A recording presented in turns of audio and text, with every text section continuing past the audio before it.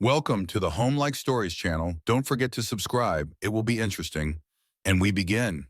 I always thought that moving to a quiet town in the middle of nowhere was going to be peaceful. No crime, no noise, no stress. Just a simple, slow life where I could finally breathe. But I was wrong. So very wrong.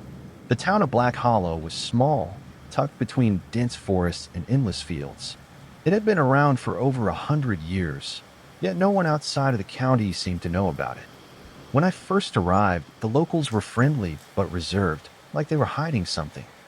It took me a while to notice that there were no tourists, no visitors passing through. The only new face in town was mine. The first few weeks were uneventful. I settled into my new house, a modest, old-fashioned place with wooden floors that creaked no matter how lightly I stepped. It was perfect, or so I thought. Then the nightmares started. At first, they were just strange dreams, shadows moving in the corners of my mind, whispers too faint to understand. But then the dreams became real.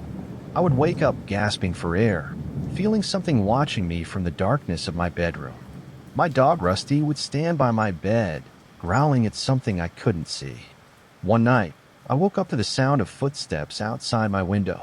Slow, deliberate. I sat up, heart pounding, and peered through the curtains. Nothing, just the empty street bathed in pale moonlight. But Rusty kept growling, his fur bristling. I knew something was out there. The next morning, I found footprints in the dirt below my window. Not shoe prints, bare feet, and the prints led into the forest. I tried to brush it off, telling myself it was just some kids playing a prank. But the unease stayed with me. That night, I locked every door and window, keeping a baseball bat by my bed. I barely slept. Then the voices started. At first, I thought it was the wind, a faint murmuring just beyond my hearing. But it grew louder each night. By the third night, I could make out words. Leave. You don't belong. Run. I was terrified, but I wasn't ready to pack up and leave. Not yet. I needed answers. I started asking around town, but the moment I mentioned the voices, the footprints, the nightmares, people shut down. Conversations ended abruptly, eyes darted away, and soon I felt like a complete outsider. It was clear that everyone in Black Hollow knew something I did, and they weren't about to tell me. One old woman, Mrs. Henshaw, was the only one who spoke to me. She pulled me aside one evening, her hand shaking as she gripped mine. You need to leave, dear, she whispered. Before it's too late. Why? I demanded. What's going on? She hesitated, then glanced around as if making sure no one was listening. This town, it has secrets. Dark ones. You weren't supposed to move here. They won't let you stay. They? I asked. But before she could answer, her eyes went wide with fear. She dropped my hands and hurried away, muttering prayers under her breath. That night, I woke up to a sound that made my blood run cold. Breathing. Not mine. Not Rusty's. It was coming from inside my room. I reached for the bat, my fingers trembling.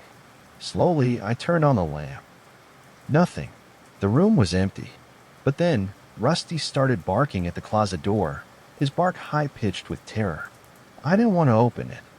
Every fiber of my being screamed at me to run. But I had to know. I gripped the doorknob, twisting it slowly, my breath caught in my throat. The door creaked open, revealing nothing, just clothes, empty space.